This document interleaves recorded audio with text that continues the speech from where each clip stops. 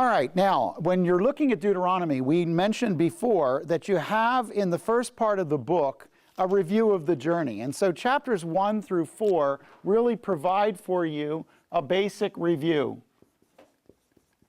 Now, you've already had the journey. In Exodus and Numbers, they complete the journey, but in Deuteronomy, the purpose of it is now to take you from Mount Sinai to Mount Nebo and then overview the Promised Land and then ask this question.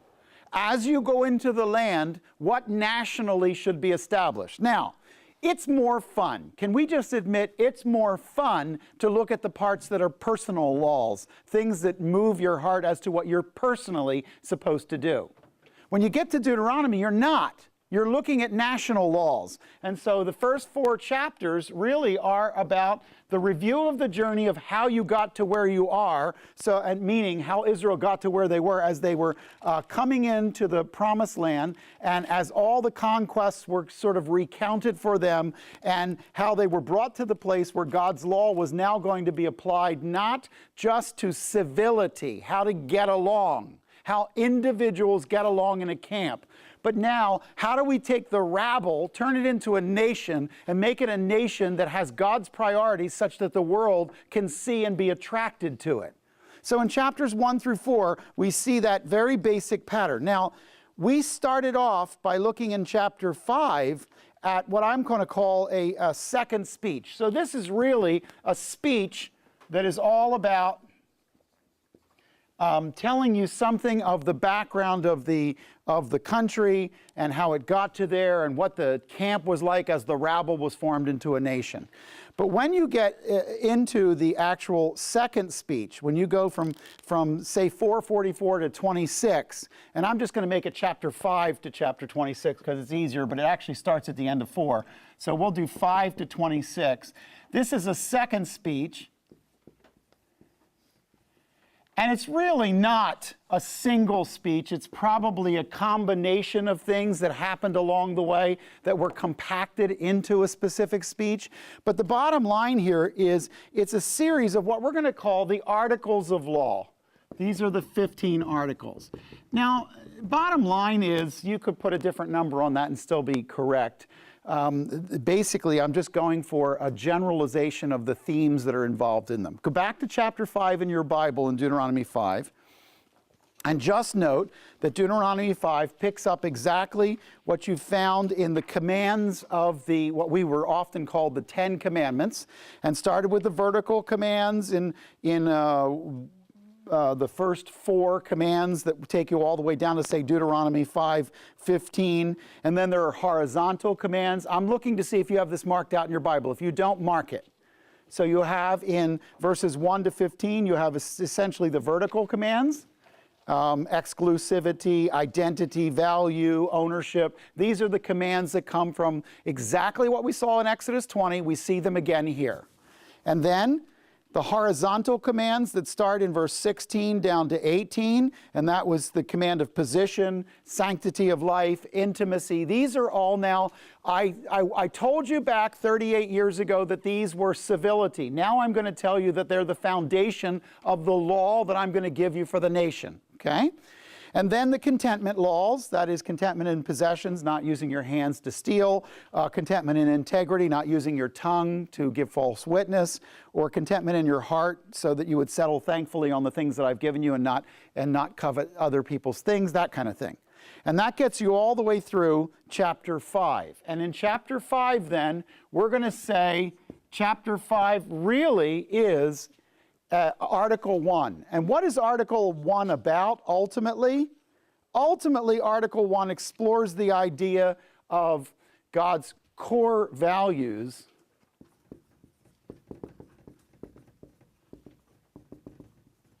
for a society.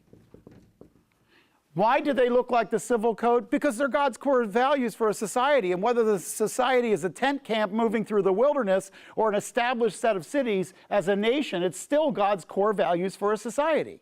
And yes, it starts with internal and it deals with who I am before the Lord. And God has national standards. But let's quickly go past that. Article 2 is found where?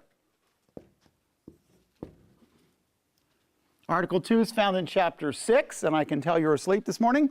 And we talked about defining the fear of the Lord, but if you go through it, here's what you'll find. It's entirely about the Word of God. And one of the reasons I think it's important that we stress what it's about in the prospect of this is that the article needs to remind you of something important. Article 4 makes clear God didn't promise that there would be no time that you would lack something. God didn't promise that that you would always have everything that you needed, but God did promise that He would give you His Word, and His Word was what was most important. I want you to, let me just pass on a story to you. It may be helpful to you. It was helpful to me. There was a young Jewish boy who grew up in Germany many years ago, and he had profound admiration for his father. He was Jewish in his background, but his father led for a time in the synagogue faithfully. Suddenly, the father announced to the family that they were going to leave the synagogue and go to the Lutheran church. Now, in Germany, the Lutheran church is where all the key people, went, and so he decided that he was going to move over to the Lutheran church, being Jewish.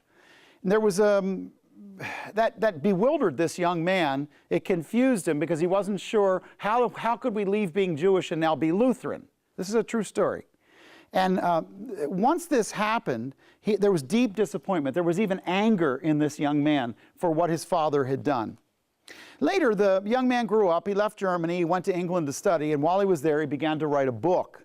And in the book, he described religion as an opiate for the masses. He committed people to follow him without God, a life without God. His name was Karl Marx. And what's interesting about him is that when you go back and you look, you see in his background a father who sold out his faith. And then you see the son who believes faith doesn't mean anything. And as a result, we ended up with the 20th century being dominated, or at least greatly harmed by what was going on in Marxism. And so most of that came from this situation. I pointed out to you only to say that it's pretty important for us to stop and understand that what we're doing has big effects. But here's what I'm saying. Go to chapter 6, scan chapter 6, and here's what you're going to see. Chapter 6 is primarily about one thing. It's primarily about the law, the code of law and what the law is and what the law does, and why the law is important. So I want you to stop for a second, and what are the benefits that come from the law? Why do we need the law? What is the law all about? And what I find is that as I look through it very carefully, I find that Article 2 tells me this. If Article 1 says these are the core values, the standards are set in Article 2 by the Word. In other words, there's a revelatory standard that makes the Jewish people as a nation different than all other nations. They were a nation based on the Word. There were benefits to following it. There were problems with following it. But nevertheless, they were a people that was founded and put their trust in the Word. And when you come back and you take a look at some of the most important parts of it, you see that Article 2 tells you that they are founded specifically in the Word. Let's go on to chapter 7. And in chapter 7, you're going to see Article 3. And this is an article that I would say is largely about holiness. Now, that word is packed with religious terminology, so let's use the word distinctiveness. And in chapter 7, can anyone tell me what distinctiveness am I talking about specifically? The separation from the nations around you. You are called to live differently. The Jewish people were called to live differently than the people around them. So let's start with, if your core values as a society come from a list that God gave you, and the standards of your society come from the Word of God and as they are revealed, not from a council of men, and if the holiness or distinctiveness is that you define yourselves as different than the world around you, then you are beginning to understand the national quality of what God wanted for His people. Let's quickly move past that one. Let's say, in addition to that then, chapter 8, and chapter 8 would be Article 4. So this is 1, 2, 3, 4. Chapter 8 is Article 4. And if you read over Chapter 8 very specifically, you will find out that Article 4 makes clear that God didn't promise that there would be no time when they had no lack in their life, that there would be some times when they actually went through not having everything that they needed. But the actual thing, if you look at 8:1, it says that there's benefits of obedience. And if you look at 8:2 through 10, there are things that need teach me. So let me say it this way. Prosperity doctrine won't work well in the national code. He's saying there is a purpose for lack. Why is that an important thing for a national code? There's a whole article that God gives that sometimes you're not going to have everything you think you need, but that doesn't matter. It doesn't mean I left you. It doesn't mean that you're somehow, not really experiencing God. Why is that an important thing to state and build an entire article around? We have articles that are attached to our Constitution that give us specific rights, and each one of those articles is important. Why would God need to say, why is this as important as this? This as important as this? Why? Because sometimes you're not going to have everything you need. And what's the first thing that happens, Will, when you don't have stuff that you really feel you need? What is our reaction in our own immaturity? What's that? Sometimes we blame others. What else? We complain. What else? Or we may try to become discontented and then go get what we want. I think often we inadvertently blame God. That comes from the garden. There is something in the Bible called emotional intelligence. Emotional intelligence. What it means is spiritual intelligence is knowing the text and knowing what God cares about. Physical intelligence is knowing how the world or cosmos works. Emotional intelligence, let me put it this way. Two couples come in for counseling. They're at each other's throat. They're both married couples. They're at each other's throat, not collectively, within the couple. The first couple comes in, I give them a set of things that are coming from Scripture that are advice. They go out and their problem is resolved. I have them go through exercises. I set them up and I say, okay, now I want you to create, by the way, you all know how that works, just in case you don't. It's very simple. Every argument you'll ever have in marriage or in any other relationship only has two things. It's good to bring them down to the two things. One are the facts that we disagree on, okay, the actual basis of the disagreement. And the other one is the emotional reaction or response. And that one is this. Ladies, anytime he doesn't make you feel safe, you're going to react. Because his job was to put a covering. If the covering isn't there because he's yelling at you, you don't feel safe, you're going to emotionally react. Okay? Men, anytime she doesn't present respect for you, you're going to react. Because she's going to say something that challenges you in an ego spot, but actually what it is you feeling disrespected. Ladies, I've said it before, men want to be respected more than they want to be loved. It's true. And the fact of the matter is that they equate your respect with your agreement. But sometimes you don't agree, and sometimes they're, wrong, okay? How do we say it? So it's couching the disagreement in a way that he can understand and she can say, but he has to project for her safety and she has to project for him respect. If you do that, you can resolve it. Now, I give that same piece of advice to two couples. The first one goes out and they start to resolve their problems. They start to grow back together and they start to be able to, he creates a safe place for her and says, honey, I'm not going to snap your head off, but really, I think we disagree about this. Can we come to a conclusion about it? She says, oh, honey, I'm more than willing to, to follow, but I really think you're misunderstanding this. And they create and involve each other in a discussion that resolves itself. The second couple gets exactly the same advice, goes through exactly the same thing, and in front of me, they're able to do it. But they go out and end up in a divorce. What was the difference between the two? The difference between the two was emotional intelligence. The issue is, can you read the emotions of another person and know when to back them off the ledge? There are some people who they're blunt, they're to the point, and that's to be admired in certain circumstances, but you don't want them as touchy and sensitive negotiators, right? Even though they'll claim to be negotiators. On the other hand, you can also be so sensitive that you end up taking the blame when it's not your blame. When you didn't do wrong. He's doing wrong, ladies, but you're taking the blame, and both of you are careening off the highway going the wrong way while you're both taking the blame and crashing the ship. It's not going to help. Okay? Now, all that to say, there is an emotional intelligence that is necessary for understanding when you lack. Is God good? That's the question behind that article. Is God really good? If God is really good, why are our kids hungry?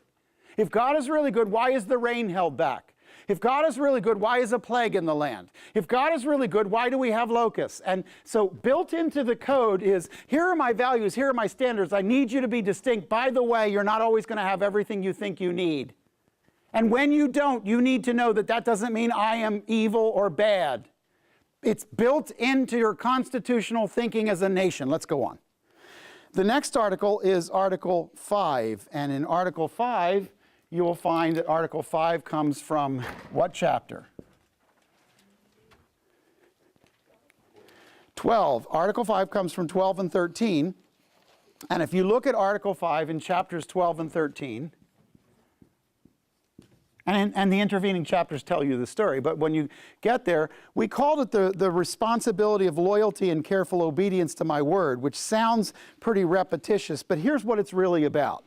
It's really about spiritual connection. This is about every nation will find spiritual connection in some place. I want you to find your spiritual connection, not the way other nations have. The Jewish people were to find truth in the spiritual world and connect to it through only the God of Israel and what he has said. In other words, you don't know what the spiritual world is apart from what I've revealed to you. Don't go to mediums. Don't go to spiritists. Don't try to be involved in other religious groups. You come through the God of Israel and through the revelation of the God of Israel only. That's the only connection door you have to the spiritual world. Is there a spiritual world? Yes. Is it required that God's people understand that there is nationally? Yes. Why is that required? Why can't you have a secular society? What's wrong with God's people saying, you know what, live and let live, everybody believe what they want, we'll just be a secular naturalist society? And here's the reason. If you look through that article, here's what you'll find. It affects how we treat people on the minute day-to-day level. You know why? Because either this is all there is or it isn't. And if there is more than this, then what we're doing now echoes into eternity because there is one. And if it echoes into eternity, that changes how we make the decision now. The fact of the matter is that they were called to look to the one and only God, and they were to understand and have God involved in the process of their development of their cities. If you remove or extract God from a people, expect it to become brutish. Expect things to go to... Why is it wrong to kill the unborn? Why is it wrong for us to redefine marriage? Why is it wrong for... Those things all relate back to, there's a bigger... That world 2.0, the physical one, is in world 1.0, the spiritual one. If there is no spiritual world, if this is all there is, then the rules become, I only have, at the outside, maybe 100 years on the planet. I'm going to get what I can get now. What's the point of you disciplining your life and denying yourself pleasures when you only have 100 years? What is the point to that? Why shouldn't you get as much as you can? So greed is fed in this. The economy will be affected by this. Right and wrong and basic morality will have its hinge on whether or not there's a spiritual connection to the God of Israel. Okay, the next article, Article 6, is found in chapter 14. And you can look in your notes and see if you have something like this, but Article 6, we talked about food laws, and really it comes down to a law of intakes. There's no easy way to describe it other than this. God cares what goes in you. He cares what goes in you. He cares, and he gets to define, he puts the limits of the choices of life on what you can consume. If you don't like intakes, you can put consumption. But here's the thing. I don't use consumption because it's also a disease. But the point is that he is the one who decides what you should consume. Now, what does that mean? It means nationally, there are things that are bad for you and you don't know why. Or there are things that I mark out your identity by saying, don't eat those. They're not bad for you, but I don't want you to eat those. And then people will try to figure out, why doesn't he want us to eat this? Because he said so. These are part of the I am the Lord sayings. Because I told you to. And there is, of course, in Levitical law also part of this same thing. All right, you get to Article 7. Let's go up here. Where is Article 7? This is the end of 14 to the end of 15. And Article 7, we call it different things. Sometimes we call it responsibility of possessions. It really is an article about this, prosperity limits.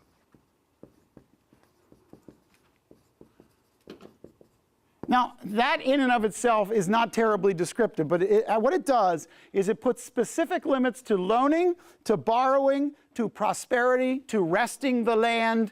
It's how much can you grow your economy. These are economic articles to say, listen, don't borrow too much. More is not always a good thing. Here's the truth. Sometimes more is less. How many of you figured that out? Sometimes jamming one extra thing into your vacation actually makes you so tired you didn't enjoy it. They say there's 3 stages to a vacation: anticipation, vacation, and recuperation, okay? The truth of the matter is some people put so much into it, they're running.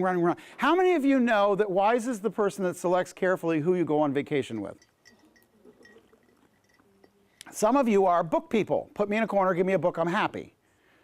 Some of you are let's climb the next mountain people. If you go on vacation together, count on arguing, okay? Because you're not going to want to do the same things. Okay, here, God places the limits and says, as a nation. Now remember, all of these are nation laws, national laws. You mean that God would tell a nation, don't make as much as fast as possible? Yes, that's what I mean. Don't pledge your millstone. Don't take something you need to live and put it up against a loan, because if you lose it, your kids won't have any bread. There are risks you should not take and limits to those risks, and those are found in prosperity limits. Okay, Article 8 then is found where? Oh, I guess I should have put that. Where's this one? This is end of 14 to end of 15. Mostly in chapter 15. Article 8 then is found in 16, right? Is that what you have? Stop me if that's not what you have. All right, Article 16 has a lot of things about worship, and it is in fact all about the calendar, and it is moedim, or the word we'll use is appointments. I don't mean appointing people to jobs, I mean appointments with God. This is all about times when God says, you will be here, you will show up on time, I will meet you. By the way, bring goats. Here's how many. Here's what they look like. Bring sheep. Here's how many. Here's what they look like. Here's bulls. Bring this many. This is what they should look like. So these are appointments that are given to you just like an appointment card when you leave your doctor's office. You will stop. They're called moedim. Moed is an appointed time. Okay, how about Article 9? We're zipping through these articles. Article 9 is in the middle of 16 through 18:22. 16 through 18:22. 16 specifically, 16 verse 18 through 18:22. And Article 9 is about the administration of public life. It's about how the government works. And it delineates fairness and justice. It's about judicial fairness and justice standards. And again, it's national. One of the things you have to remember is if someone's quoting Deuteronomy, they're quoting from someone else's constitution. Every time, please remember that. so that you can't just take a verse from Deuteronomy and apply it to the Christian life. What you do is you take the principle behind it. What does God care about? And remind yourself that it's a national standard, not a personal standard. Now, nations are made up of people, and that means if there's a national standard not to murder, it means you can't, okay? I'm not divorcing it from individuals. I'm saying it goes through a longer process to come through the filter to be exactly understood. Judicial fairness and justice standards are all about how God preset the defined limits of the benefits and justice of the administration of the people, how you should administrate it. And so in some cases, this is where he will say, kill the witch. Because in his idea, what is the judicial fairness for the nation? Do not allow some people to live. Why are they found there? Because if you allow them to live, they'll have children. If the sins of the fathers are visited upon the children for the third and fourth generations, you are snowballing the effect of sin by allowing people to continue to be part of your number. Just end them. There are some people that God says, don't rehabilitate them. The level of their rebellion forces that they should be ended now. I don't think you're going to take a bunch of people who have beheaded people and rehabilitate them. So what we will do is we will put them in jail with other people. And what they will learn is how to do it better or hide it better. And our jail system is largely broke because it doesn't have an understanding that not everybody needs to go through rehabilitation. Now, you need to be careful. Obviously, you can kill the wrong person, right? But it's interesting that God also sets up how you can decide whether or not they're guilty and has standards of justice as to who needs to say what they say and how many people need to say it and what needs to happen in crime and investigation. But that's for another time. Deuteronomy 19 is Article 10. In Deuteronomy 19, or Article 10, we have some personal damages and their remedies, and there's a specific understanding of the cities of refuge. What were cities of refuge? Places planned by God for what purpose? If someone killed someone and they claimed it was an accident, they could go there and kind of hide as base and then be adjudicated, but even in that, they remained in that city until the death of the high priest, and then they could go back to their home city. In other words, even if it was by accident, there was a severe penalty. You lost where you live. Now, why is that a good thing? How many of you, that's not fair. I didn't mean to do it. What's the good benefit of a law that is that hard? Think. What's the benefit? Makes people really careful. You're going to be really careful because if you do something even accidentally, listen, very few people are texting and driving thinking they're going to kill somebody. They're doing it because they think that somehow they're not going to kill, because they have better control. There's a lot of people who think they have better control of their car than they do. You think it was any different when they were ox carts?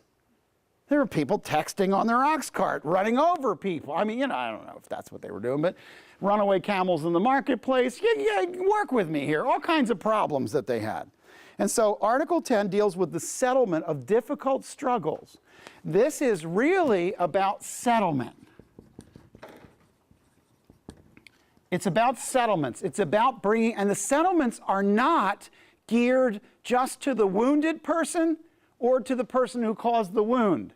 In other words, the entire community is affected by crime.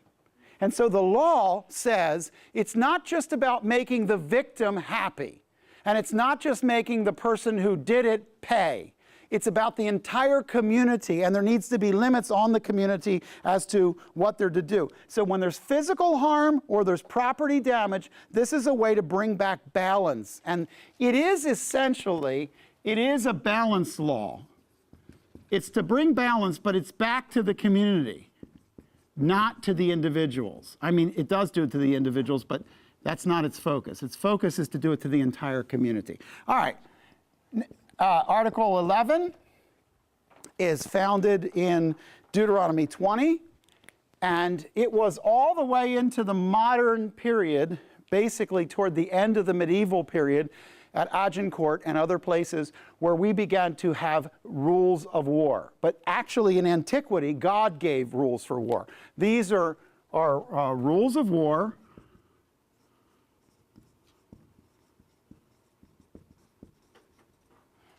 It's battle conduct. It has to do with issues that come from a war, and it has to do with, we could call them rules of engagement, if you like that one better.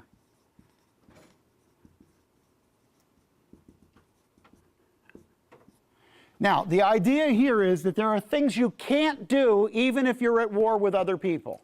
So you can't salt their field or poison their wells. There's things you don't do. And in some cases, God says you will violate the ground, even though it's not just what you do against the people, it's also what you do against the earth itself. What implications would that have for modern day? What kind of bombs would be limited if you had to worry about what you're going to do to the effect of the ground beyond the people? So a biohazard or an atomic weapon, something that's going to destroy the earth in that place, is beyond the level of the rules of engagement that God gave in warfare. Those are not part of Jewish law. So an atomic bomb is not essentially, constitutionally, under the law, a proper kind of engagement device. Okay? All right, let's go on to Article 12. And in Article 12, we find Article 12 to be in chapter 21. And in chapter 21, the actual article is about crime and investigation. It's about personal protections. That's the end point of it. And we're going somewhere. By the time this board is full, it's going to say something very profound, I think, by the time we go to a break. Okay, just hang in there for a minute. If you look at this, Article 12 emphasizes protections to those who may not find them without stipulation of law. The whole point of this is who's weak, and the protection goes to the weaker party. And the principle of protecting the weaker party is embedded in a series of laws that emphasize stipulations for people who couldn't cry out for themselves. So, for instance, you'll have like a man who has 2 wives, and he has apparently a much better relationship with the first one than the second one, but the second one is his firstborn son, and he's not allowed to switch his hands when he puts the blessing on them. He's not allowed to do that. Okay, under the law, things that were done by Abraham, Isaac, and Jacob were unlawful later. And that's okay. It's perfectly acceptable to understand that Revelation is progressive. You're not wrong when you do it before it's told that God says you can't do it. By the way, that's how we deal with polygamy. It's not wrong until God says it is. So the generations that did it are allowed to continue to do it until God says, by the way, that's not really what I want, don't do that. Then it becomes wrong. So you don't blame Abraham for not keeping kosher, because kosher laws don't exist at the time of Abraham, okay? You can't go backward on law. Here, you have a very simple protection. But the problem with the protection laws is that it acknowledges that there are weak people in society that need to be protected. Let's go on to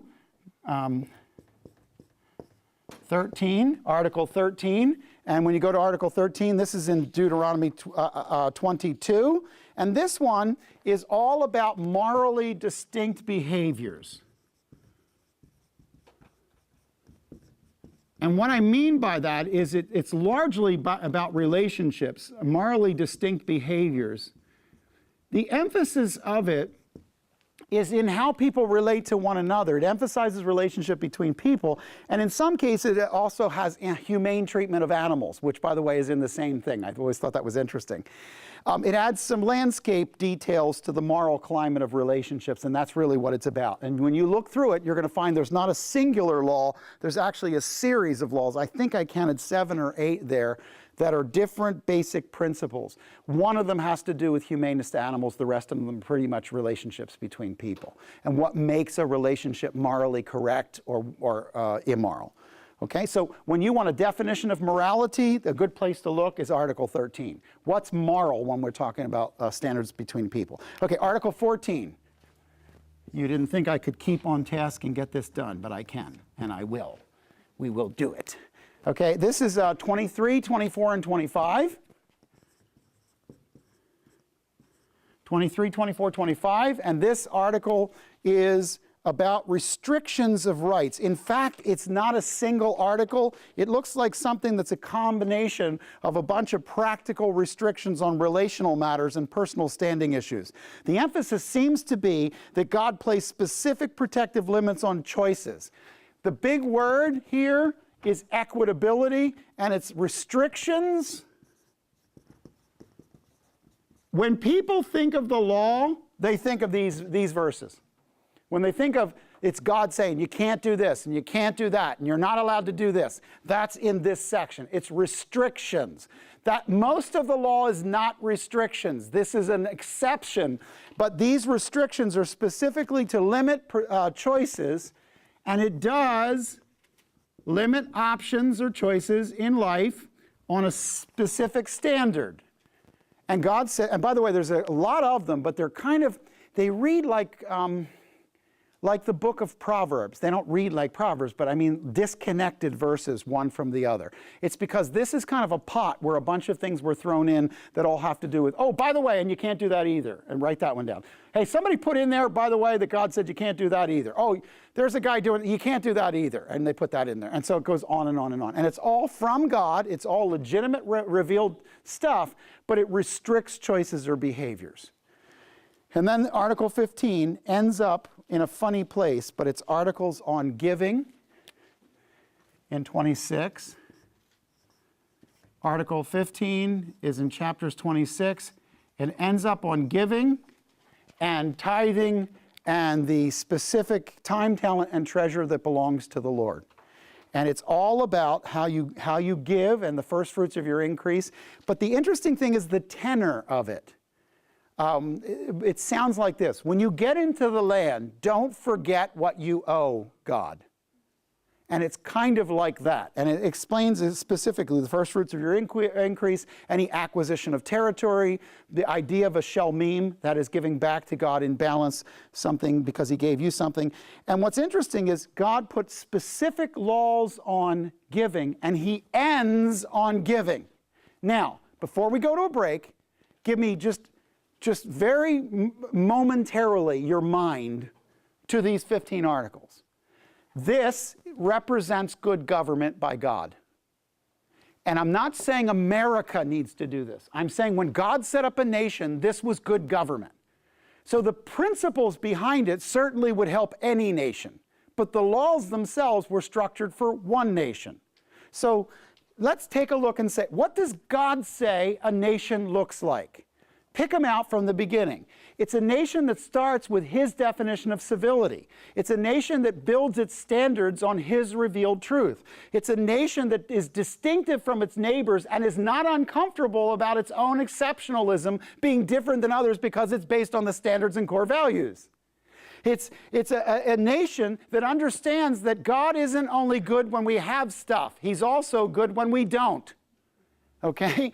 It's a nation that understands that the only place to get a spiritual connection is the revealed truth of his word. It never comes through a medium. It never comes through another God. This is the only door. I am the door. Okay? It's that nation. It's also a nation that is careful and scrupulous about what it puts inside of its bodies, what it accepts as meat. It has a Food and Drug Administration that watches over it to make sure that what is being sold in the market is actual legitimate food and that they're not stuffing it with other stuff.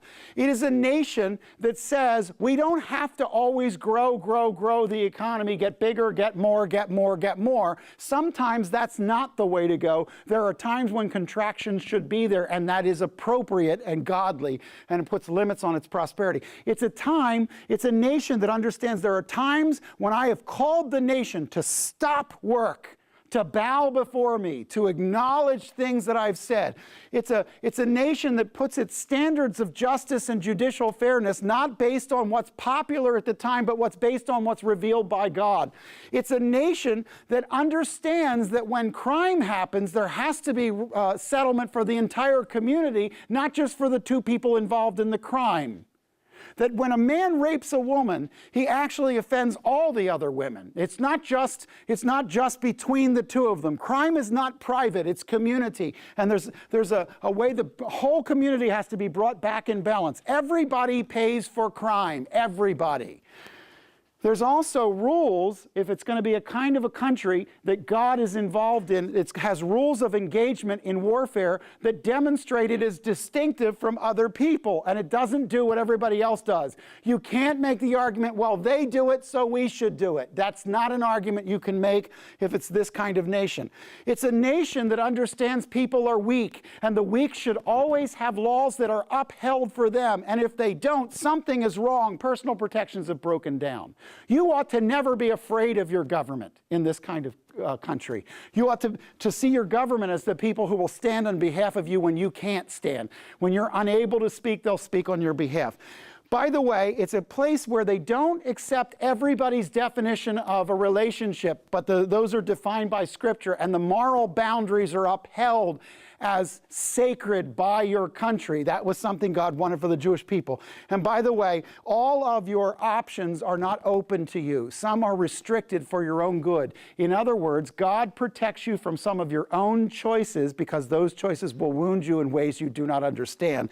And then finally, it's a nation that understands that everything it has belongs to God. And because God has been good and because He has given us so much, it's a nation where God, giving back to Him a first part of what we have as a shalmim to balance the incredible blessings is appropriate. That's what God said about the nation that He wanted to create. What I love about these 15 codes is don't misunderstand them. They are national, but there's a lot of good meat here for what God thinks like when it comes to national priorities.